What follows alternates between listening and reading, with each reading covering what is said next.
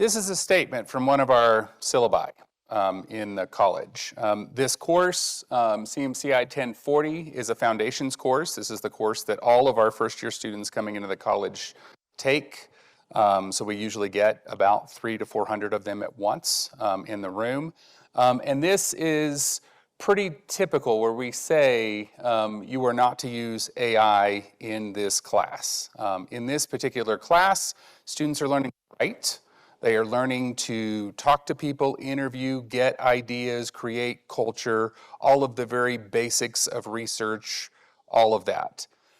This is a very common syllabus statement that we have around certain classes in our college. Any of our courses that have students learning these very basic, learning to write, learning to think, learning to express themselves, learning to produce media for the first time, we typically tell them you're not to use AI. However, it's a lot more complicated once we start moving up into our curriculum.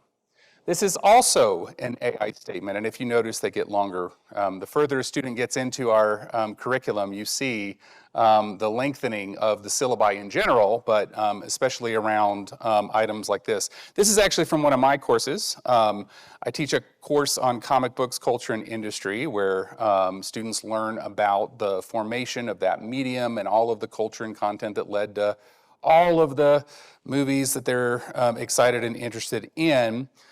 In that course, I usually have around 100 students, and usually about 20 of them are from my program, which means I've got a lot of students that are not ours, coming from outside our program, who are now being forced to write research papers, often for the first time in their academic career.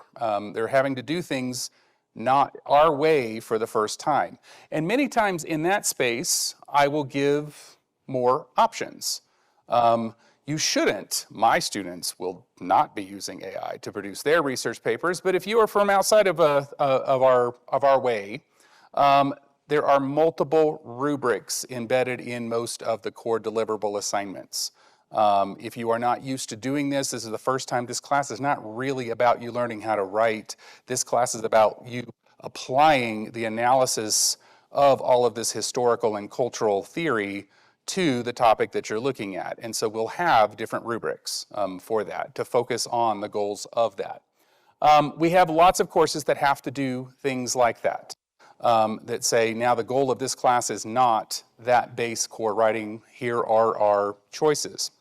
But I want to also talk about this statement. This is another course. I team teach this course with one of our alums who works in the entertainment industry. And the purpose of this course is actually to have students create new entertainment franchise properties, to create a transmedia world Bible. I'll unpack that a little bit in a moment. And by the end of the class, actually to people in the entertainment industry and get them to evaluate it. And that's the goal of the course. This is a capstone course. By the time students get here, they are near the end of their academic journey. And so in this course, we encourage them to use AI quite a bit. And here's why. This course is pushing them to develop a media world Bible which says, here is how this franchise works, here's who the characters are, the rules of the system.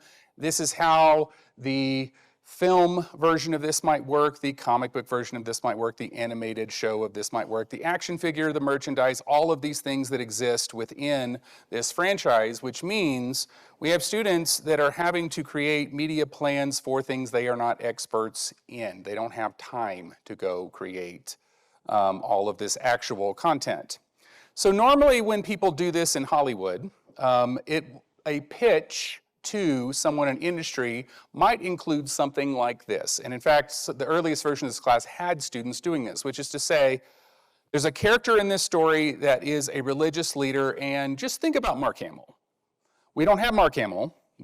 This project doesn't exist, but think about someone like Mark Hamill that acts this particular way, and that's what this character is supposed to be. Or think about the mayor of this city, and think about somebody like Robert De Niro. And in Hollywood, when you're pitching in a boardroom, people often will have headshots of people not attached, or they'll have scenes or elements from other pieces of media, because inside that room, we're just brainstorming. We're just talking about things. This is not for public consumption or commercial activity. What AI allows our students to do, though, is to move past this model where they will say, think of a dystopic technology future, but also think about Kim Possible. I want those two things together, and this is the show that I'm trying to create for you.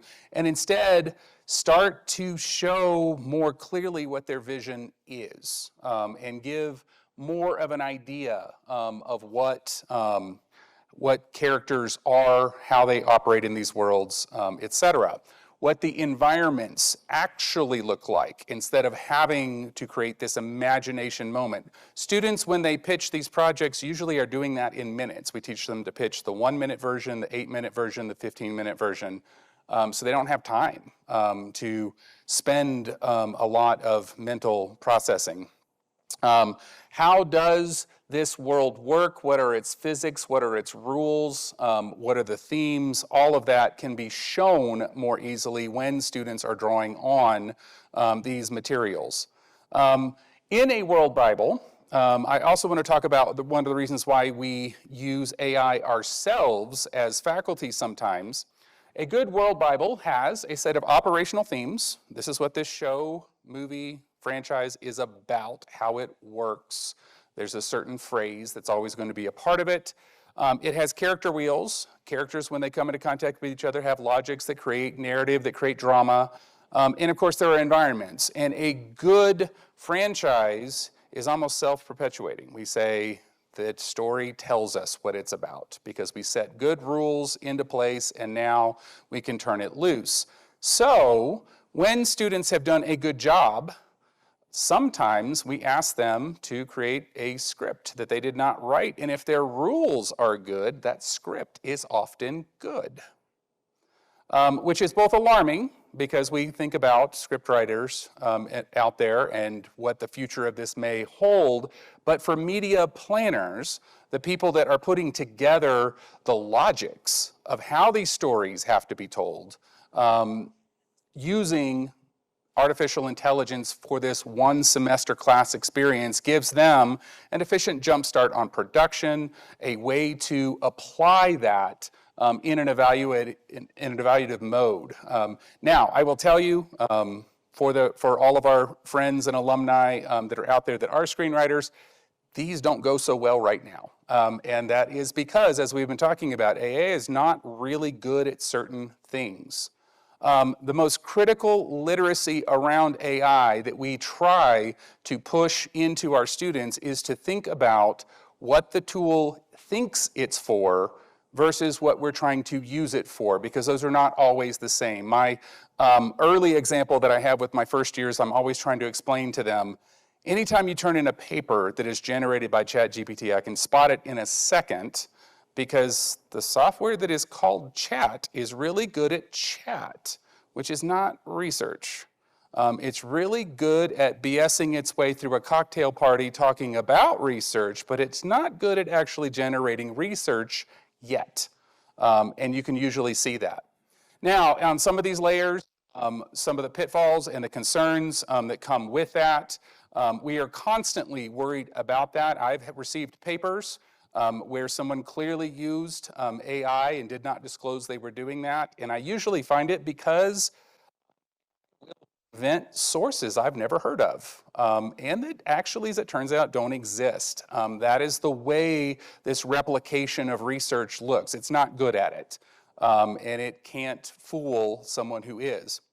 In our college, we have 6 departments that have a multitude of programmed functions thinking about media, communication, and information across a variety of skills. We try to teach our students with AI, about AI, and through AI, these tools to be used for extending, making our jobs more efficient, reaching populations we couldn't reach. We don't have enough people doing journalism in the world. We don't have enough people who can write. We don't have enough people who can assess large data sets and find critical information needs for populations. And so how can we take our expertise and then use this artificial extension of our capabilities into other spaces? The one thing we try to make sure they do understand, though, is, and this is always the problem in education, when we use AI to do the learning, that serves neither the student nor the tool, as it turns out. And so that's the real trick, is trying to have a much more nuanced and thoughtful approach